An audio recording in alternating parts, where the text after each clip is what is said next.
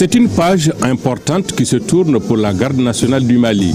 Ce mardi 16 juin 2026, la place d'armes de l'état-major en Tomikorobougou a vibré au rythme d'une passation de commandement hautement stratégique.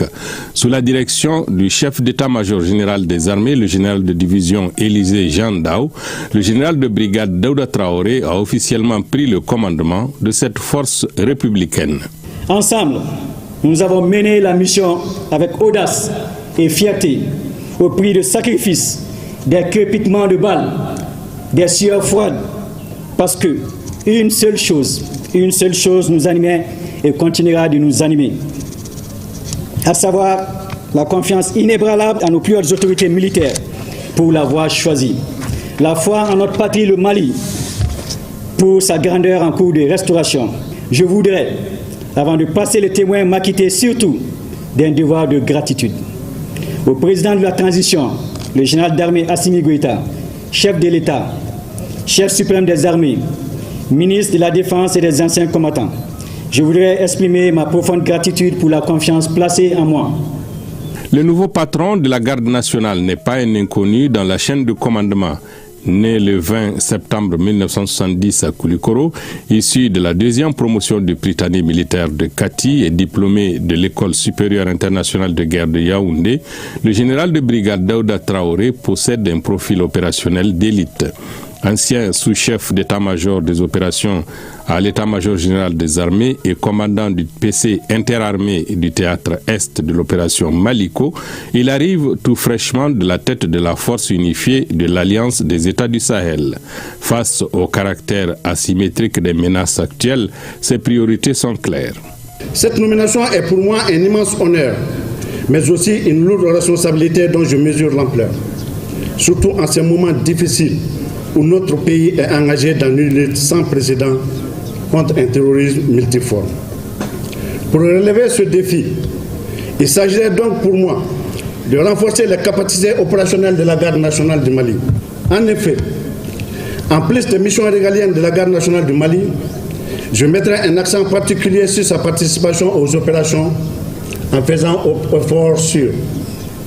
D'abord, une préparation opérationnelle adaptée aux menaces actuelles à travers la formation, l'équipement et l'entraînement des hommes pour emploi au profit de l'état-major général des armées, tant sur le théâtre national que sur le théâtre international, c'est-à-dire dans l'espace de la Confédération AES.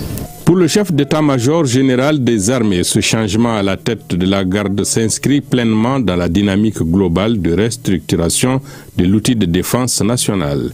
Le général Élisée Jean Ndao a d'abord tenu à souligner l'excellent parcours de l'entrant pour rassurer sur l'avenir de l'institution.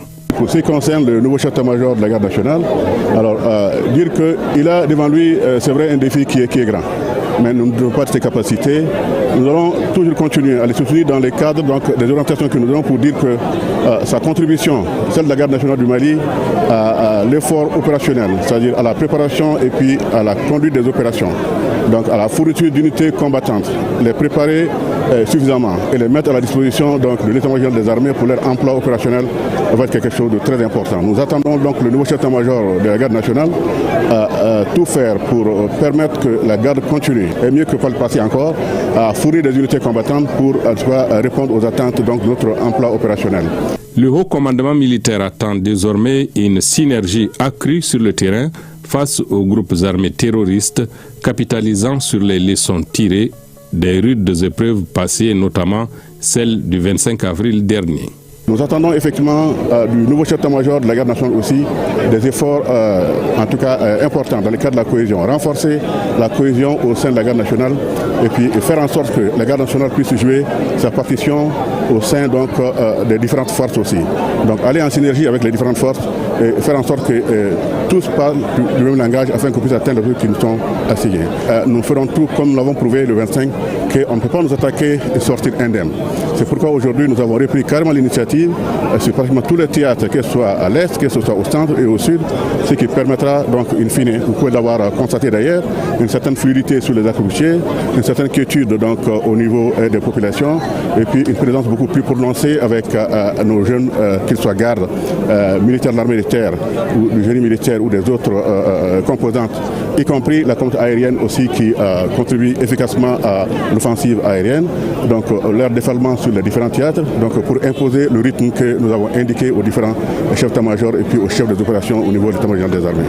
Fidèle à sa devise ancestrale, à savoir servir partout avec honneur, loyauté et discrétion, la garde nationale se dote d'un nouveau souffle pour maintenir